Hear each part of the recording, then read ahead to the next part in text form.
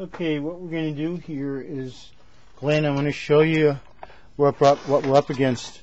This is the inside of your ancient CD player.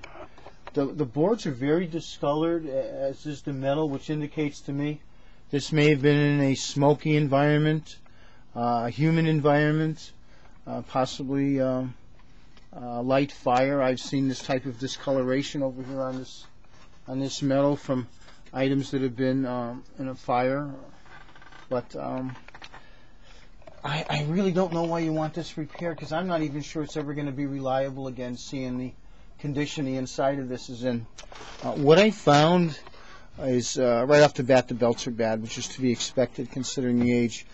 I've replaced a couple of the belts and removed some of the congealed grease just to see how bad it is. I also cleaned the laser, but in good faith, I cannot recommend you do this.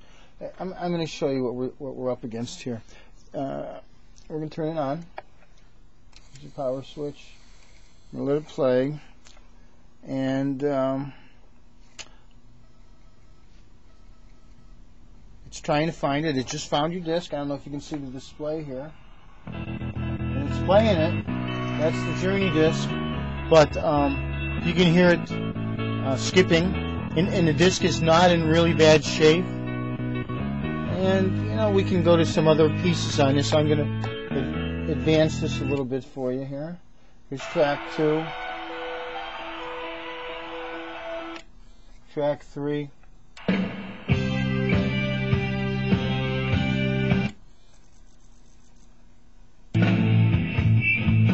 Track 4. I'm going to pause it for a second. So,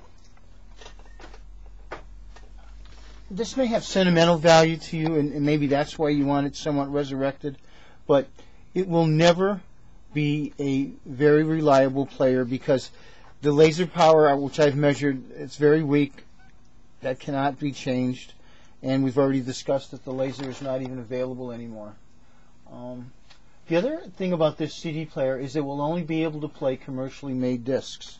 Notice the disc that I'm playing, let me turn this off, is a commercially made disc. And where are we? Yeah, commercially made disc.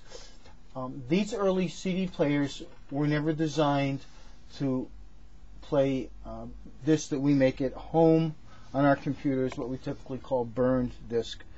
When we burn a disc, it's made of a different process than how they make a commercially produced disc, and it's harder to read.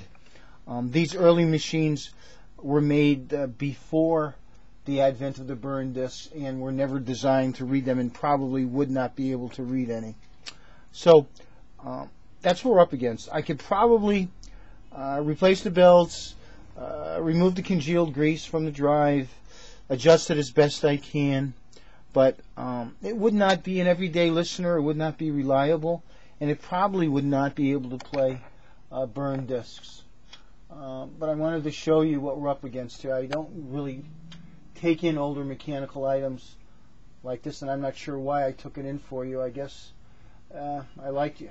I don't know why.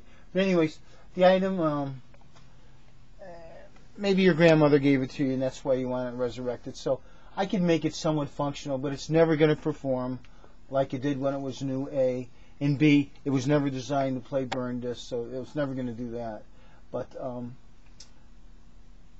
I can't even be sure of the remaining life of the laser. I'm going to end this video now. I'm going to send it to you, and you mull over what you want to do with this. But it's I'm looking for the right words. If it has some sort of sentimental value to you, yeah, we could probably make it somewhat functional, but it's not going to have the performance of a new CD player, and it never will.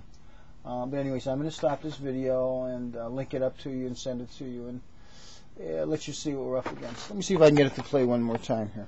Let's turn it on.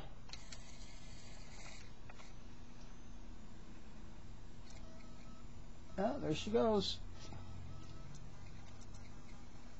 She's trying. There she found track 1.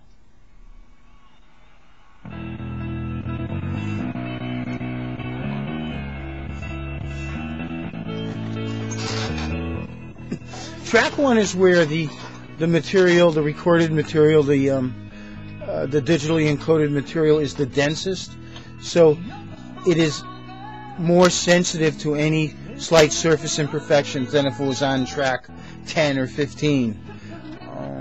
And so your laser is having a harder time playing track 1. And when we move it farther out, it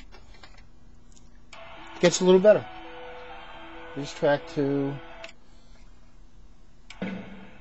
Track 3. I'm actually quite surprised it's playing at all. But anyways, I just want to show you what's going on. I like to involve the customer whenever I can. I'm going to turn it off and end this video and send this